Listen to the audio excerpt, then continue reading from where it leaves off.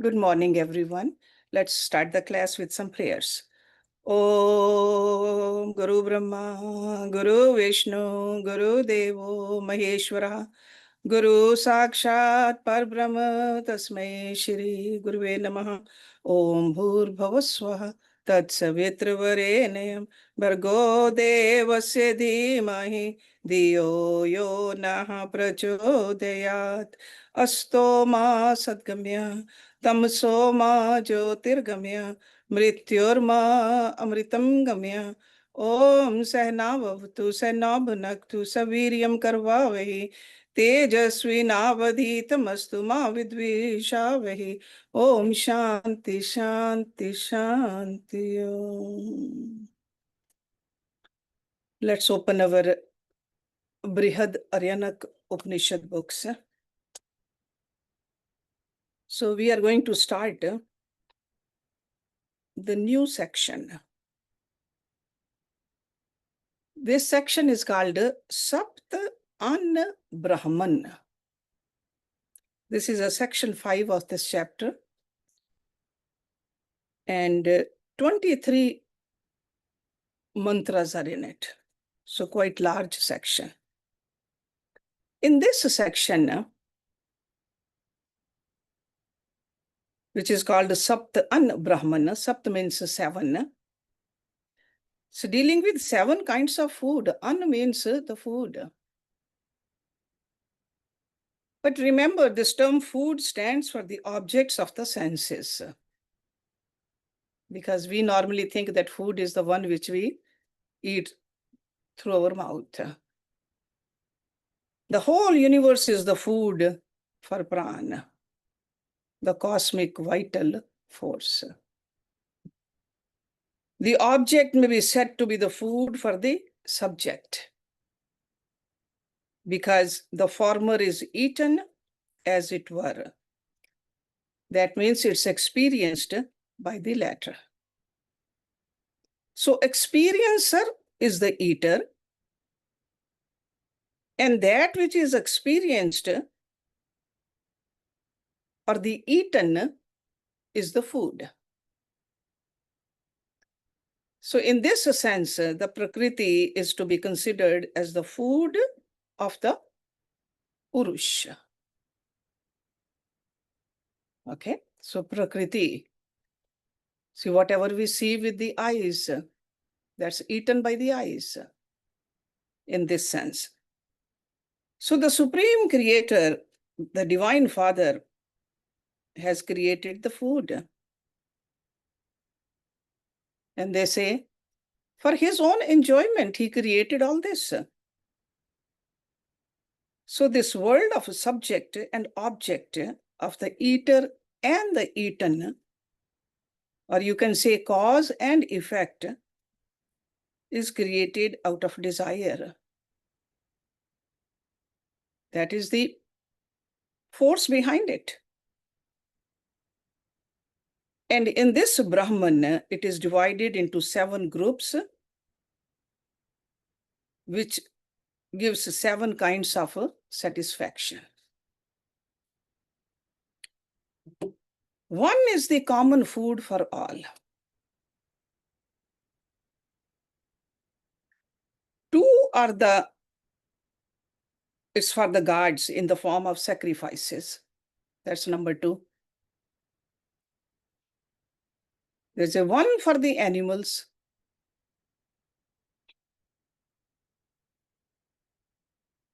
And 3 for one's own self. And all this is symbolic. And we'll go through it in detail in this section. As long as the ignorance lasts, the external world of pleasure and pain would persist. And this is what is being said here, that even though all consume food, it never gets exhausted. Only through the knowledge of the real nature of this universe, this food of the universe would get exhausted.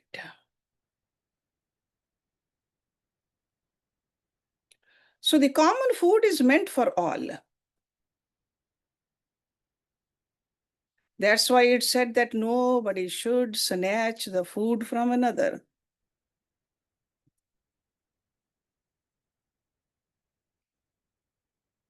In this section, we'll see that it's prohibited. Holding is prohibited. It's a sin. Because everything here belongs to all. No one has any special right to say that a particular object is mine. Because God has created it. It belongs to God. It's not mine. Idam namam. That's why nature revolts against holding and misappropriation. And what is the result of that? Suffering. And that is the working of the universal law. Because this universal law wants to restore equilibrium and balance.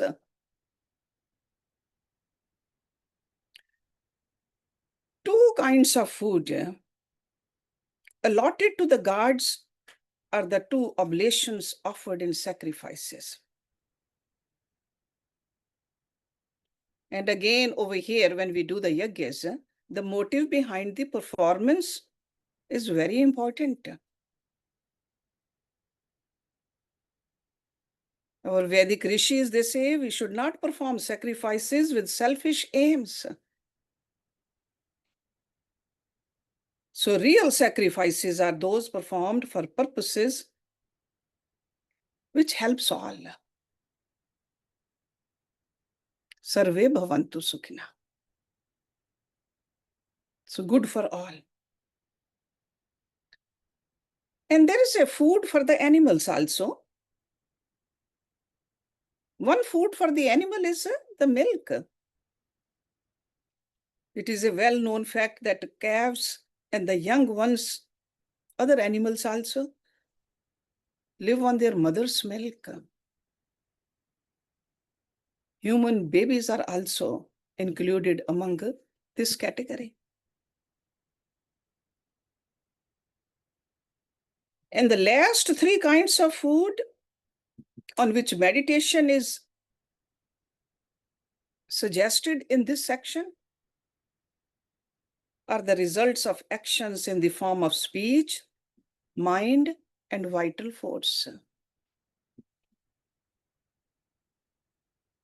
Those are the principal factors in human life: speech, mind, and prana. In other words, they are the words spoken through the organs of speech, thoughts thought by the mind, and the actions performed with the help of the Pran Shakti. And these three have their adhyatmic, adibhautik, and adidevic aspects. So they relate to the physical, astral, and celestial worlds. And this Rishi is in this section encouraging us to do meditation on these three kinds of food which constitute the whole life. We have to learn how to tune in with these three aspects: the gross, subtle, and the divine. So this section gives us a lot of meditations, especially these three meditations on speech, mind, and pran. He will tell us that sky, earth, sky, and heaven, they all constitute the physical world, actually. all the objects there. Rigved, Yajurved, Samved, they form the whole realm of knowledge.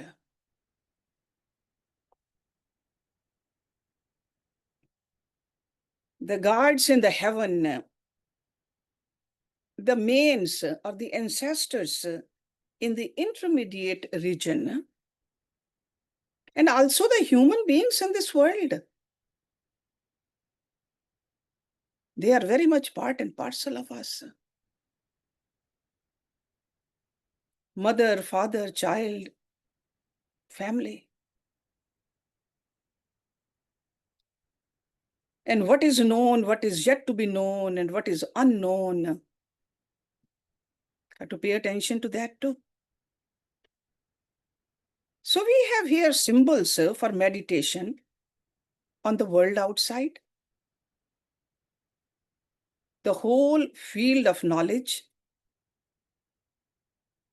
the devatas, even the family members. So all that is known, to be known, and the unknown. So that we feel one with this complete. There is nothing left to stand outside one's speech, mind, and vital force.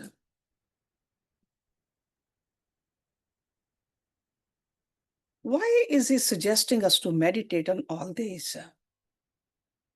Because in the beginning, it helps a person to assert the existence of the subject to the exclusion of the objective world. That's how we learn how to absorb the whole objectivity into ourself, which is the pure subject itself.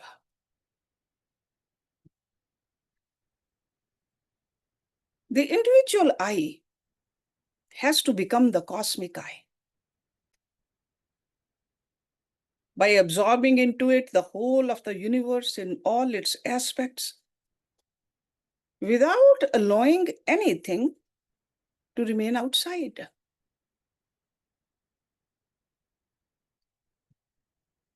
The whole of creation in its gross and subtle forms is said to bring the awareness to enable the individual to identify himself to the universe. It's like to feel that oneness with this entire universe. So this is the reason these meditations are given. So meditation on the adhibhotik manifestations of speech, mind, and pran. Then meditations on the adidevic side. Earth and the terrestrial fire are to be meditated. Content of the speech also. So we'll see in detail in this section. Now you can see that why this section is so big. 23 big verses in this chapter. So let's look at the very first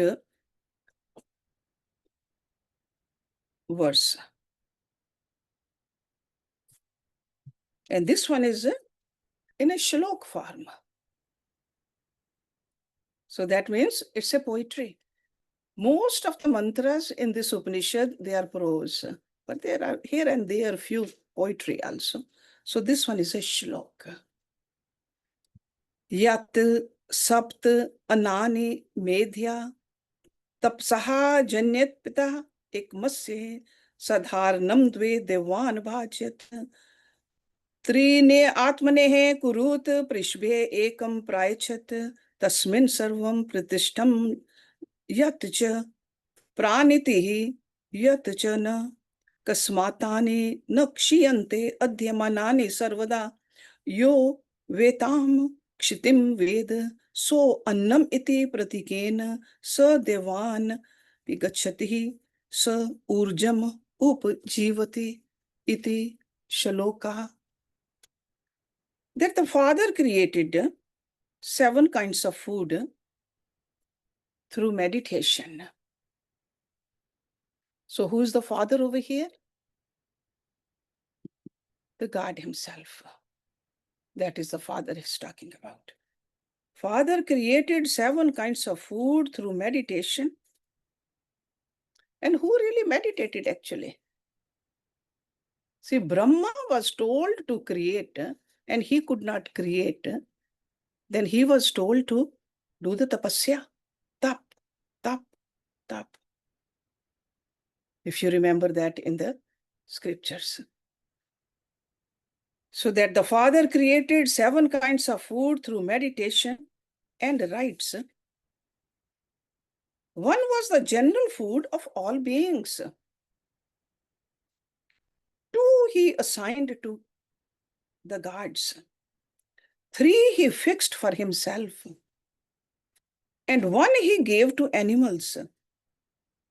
Whatever lives and whatever does not, all rest on this. That means the last. Why are the foods not exhausted, though they are constantly being consumed? Whoever knows the cause of this inexhaustibility eats food permanently. This is the knowledge which I was talking about.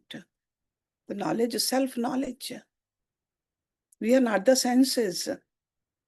Food is being eaten by the senses. He attains identity with the gods. He lives on nectar, amrit. These are the mantra verses. So this is the opening verse of this chapter. So this section is entirely devoted to the production of 7-fold food, Saptha Anna, which sustains all life. We saw in the previous section that the multiple creation was projected. Different social orders were organized by the Creator himself. You remember that? How much in detail we learned that? On that food does this projected creation exist? Because if there's a creation, we need the food also. On what kind of a food this creation is sustained on? Because it's a fact that none can exist without a sport for life. Very sport is verily the food which maintains and sustains all. All means his creation. So he created, then he created the food also for all. Because it's through food that life exists here in this universe. So food is an essential factor for the accomplishments of all actions and even for the future progeny. We know that as soon as the child is born, it needs food for sustenance. And if no food is supplied, it cannot live. Whether it's a human baby or whether it's an animal or a bird, food is needed. Because food maintains life in the body as well as in the entire universe. It holds a place of importance next to creation. Now we must understand the nature of the food. Sure, it's a grain for us human beings and even for the animals also, some animals.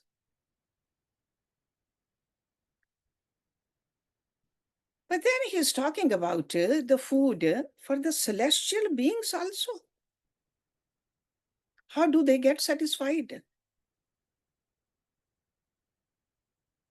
We have to take into consideration everything, every type of food which supports life in its different phases. Predominantly, we pay attention to the grains, the gross food, which supports our physical body. Sure, for a baby, it's a milk, but the milk cannot be produced by the mother unless mother eats the grains, the anna.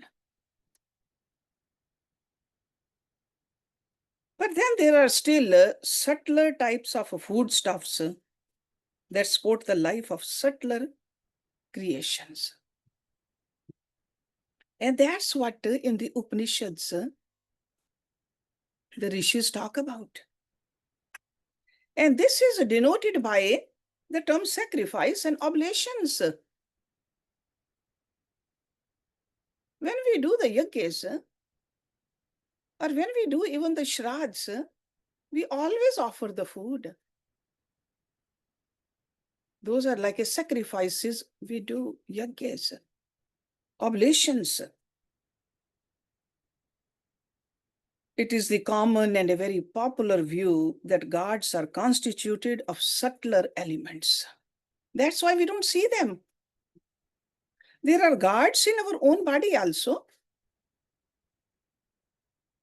All the forces behind our sense organs, they are called devatas. Those devatas reside in this body. But most of the time, we pay attention to only the grosser, not the subtler. So these mantras, they take our attention to the subtler part of our personality. Our own personality also, in the outer world also. So it's said that they are satisfied by the subtler portions of the food offered to them in sacrifice. And what is part of the subtler? The motive behind the offering. It's not what we give, how we give also, and what is the motive behind our actions also. That is the subtler part. We should take the physical body, the sense organs, all of this, we make it clean also first, before we do these yajnas.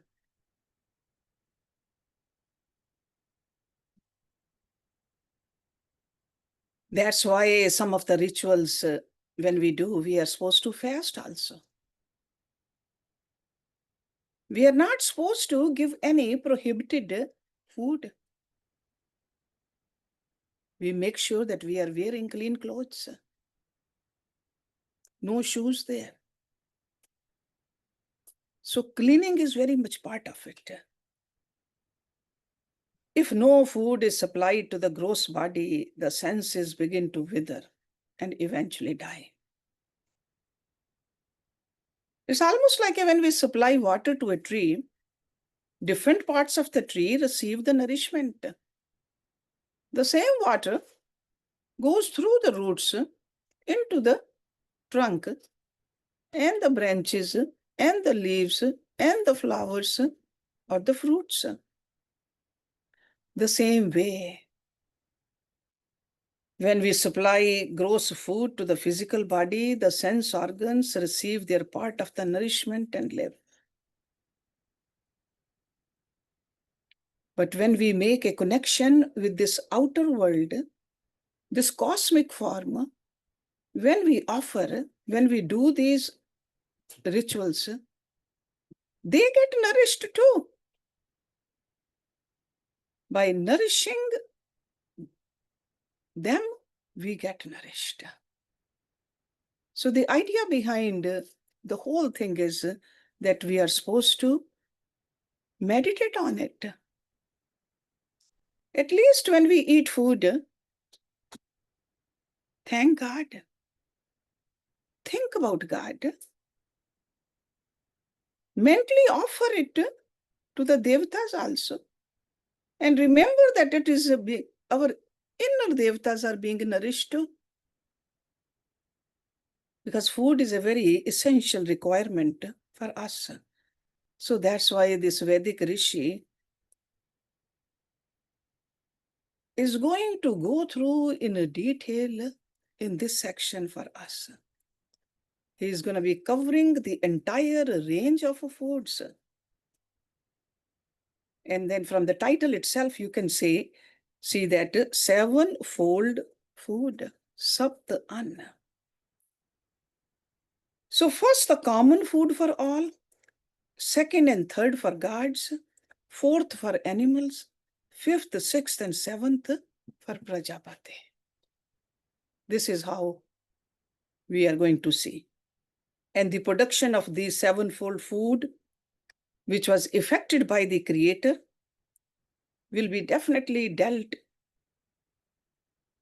with like a lot of elaboration on that with the help of these mantras in this section. Or you can say that explanation of this thought process is in this entire section.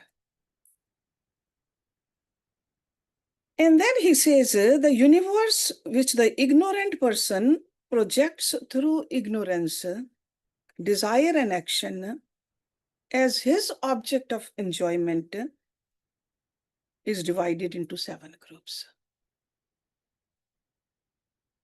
And he calls it a food.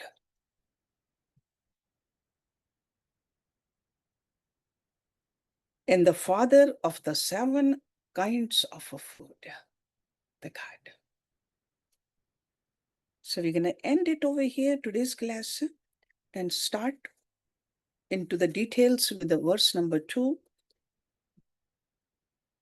next time.